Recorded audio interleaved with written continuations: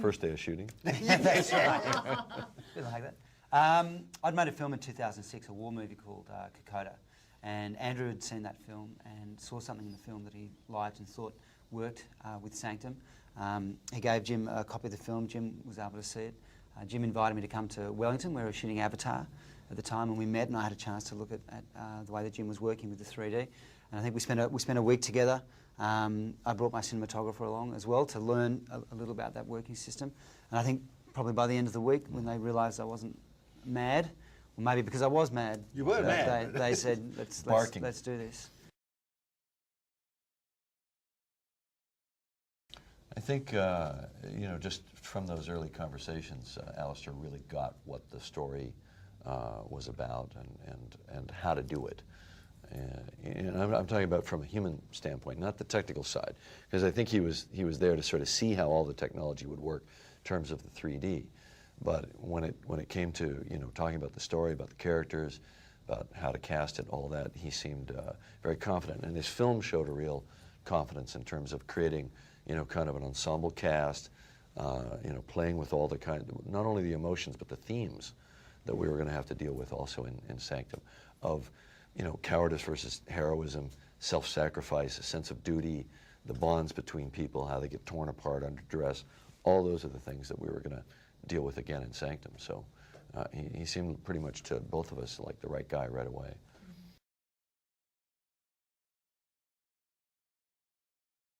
Well, the idea was easy. I just got trapped in a cave in the Nulla and nearly died, and then, but after that event, it was really quite some time later I got to start thinking about, you know, the human drama of that, because, you know, good stories are always about, you know, people and how they react. And been working with Jim for 10 years or more, and we, you know, one day just said, hey, let's. That's right.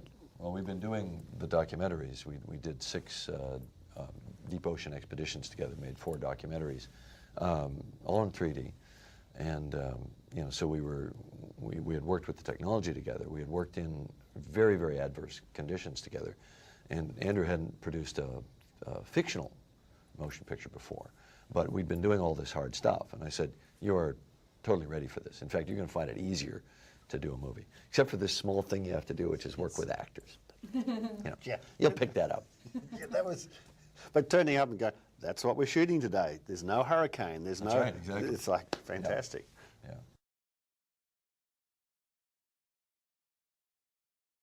Well, he was asking me if I'd ever had, you know, near-death experiences in diving, and I said, oh yeah, absolutely. You can't spend thousands of hours underwater. It actually didn't happen on this film. It happened, you know, in the past.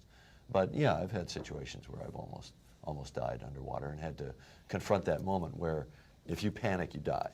If you don't do the right thing in the next 8 seconds, you're going to die.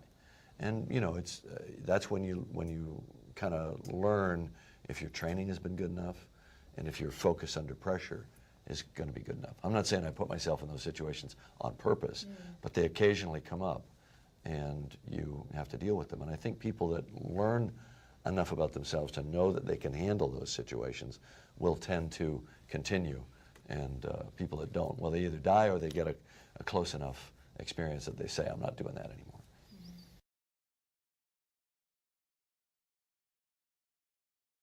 Well, working with these guys. Yeah. Always the challenge is to get the money to make the film. Yeah, right. Once you get that going, you know, if you're well planned and well prepared, the rest of it follows. But I think we had a lot of. He says, the producer. Yeah, sure.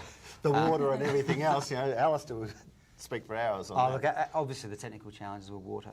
You know, was the main issue. There's water in almost every frame, and as you can imagine, there's safety issues and technical issues in terms of working with electric cameras and just people, you know, bouncing around sets. It becomes complicated.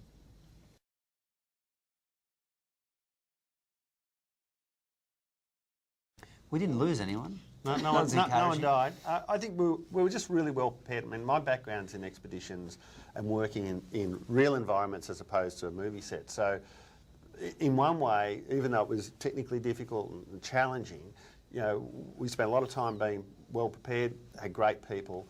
I'd love to say, yeah, we nearly died and this happened, but you know, it all went really well, pretty much to plan, and that's what happens when you've got well-trained people. Well, and the actors were well trained. Yeah, to very deal well with it. trained. It's not just the water and the diving, although that was a big part of it, but also a lot of rope work, abseiling, you know, rappelling, being properly belayed, and so on, so they don't fall. And they had to know how to do that, and they had to look like they knew what to do. We almost killed Andrew, actually, and then when we were doing a second unit shoot in some caves, and I found it hysterical at the time. But it's he didn't, but he came out of this cave and just collapsed in front of us, and I thought I'd killed him because I'd had him swimming up and down for me, up and down, and getting deeper and shallower for about 30 minutes in this sort of freezing cold water. And you'd been down there for like It was 2 your hours or payback, something. wasn't it? Yeah. You were taking, he was calling But it. it made the film. It made the film. So it was all worth it. Those are nice you know. shots. Yeah, It was like- worth it. Thanks, yeah. Even if you had died, it would have been worth it. That's right. You still would have used them, wouldn't We'd you? have used it, of course. I got pneumonia. That was my contribution. And my lung is actually on the soundtrack. Yeah. It is? It is. Yeah. Oh, wow.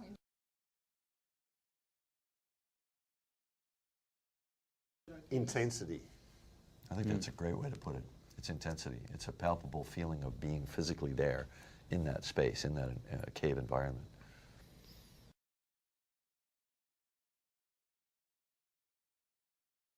I think they're going to feel like they've been there. Shortness of breath. No, literally, people have come out, have watched it, gripping their seat, holding their breath, just feel like they've actually been there, in a good way, because you're experiencing something that you're probably not going to go and do in reality, but spend 2 hours in a movie theatre and you feel like you've been on an adventure, and it's very real and palpable. And I think the 3D adds a layer to that because you're drawn into the picture, into the movie, and it feels more real. I mean, it's an adventure film. We want them to have that experience, want them to go on the journey with the characters, but ultimately we want them to have an emotional experience at the end of the picture as well. And for me, that'll be the satisfying thing, if people come out of the cinema actually having been moved by what they've seen.